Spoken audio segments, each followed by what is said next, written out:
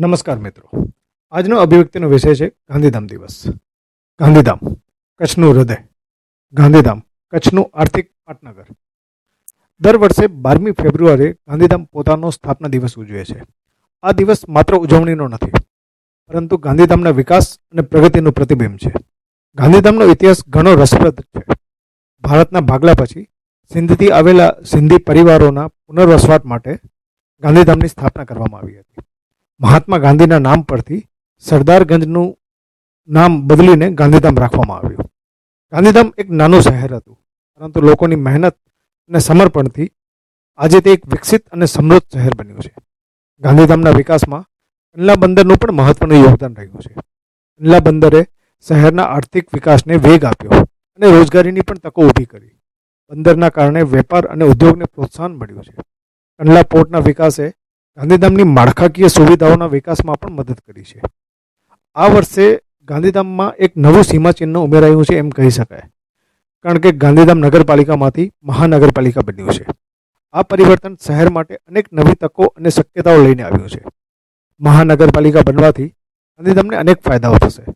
શહેરની માળખાકીય સુવિધાઓમાં સુધારો થશે. રસ્તા, પાણી પુરવઠો, ગટર, લાઇટ, જાહેર સેવાઓ જેવી કે આરોગ્ય, શિક્ષણ અને સ્વચ્છતા વધુ સારી અને સુલભ બનશે. નવા બગીચાઓ, પુસ્તકાલયો અને અન્ય જાહેર સ્થળોનું નિર્માણ થશે, જેનાથી શહેરની સુંદરતામાં વધારો થશે અને નાગરિકોના જીવન ધોરણમાં પણ સુધારો થશે. મહાનગરપાલિકા દ્વારા વિવિધ વિકાસ યોજનાઓ અમલમાં મૂકવામાં આવશે, જેનાથી રોજગારીની પણ તકો વધશે અને શહેરનો આર્થિક વિકાસ પણ વધશે. આ વિકાસ માત્ર મહાનગરપાલિકાના પ્રયત્નોથી જ શક્ય નથી. શહેરના વિકાસ માટે જનતાનો સહકાર પણ એટલો જ જરૂરી છે. દરેક નાગરિકે પોતાની ફરજો નિભાવવી જોઈએ. નિયમિત કર ભરવા, કચરો યોગ્ય જગ્યાએ નાખવો, પાણી બચાવવું, જાહેર સંપત્તિનું જતન કરવું, દબાણ ન કરવું.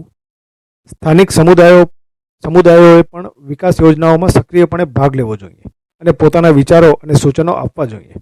અને આમ પણ મહાનગરપાલિકાએ પ્રજા પાસેથી બજેટ અને શહેરને સુંદર બનાવવા માટેના સૂચનો માંગ્યા જ છે, તો આપણે સૌએ એ બાબતે પણ આગળ આવવું જોઈએ.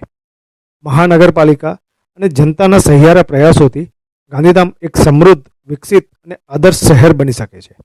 ગાંધીધામ દિવસ એ આપણા સૌ માટે સંકલ્પનો દિવસ છે. શહેરને વધુ સારું બનાવવા માટે સાથે મળીને કામ કરવાનો દિવસ છે. આવો આપણે સૌ સાથે મળીને ગાંધીધામને એક એવું શહેર બનાવીએ જે દરેક માટે ગર્વનું કારણ બને.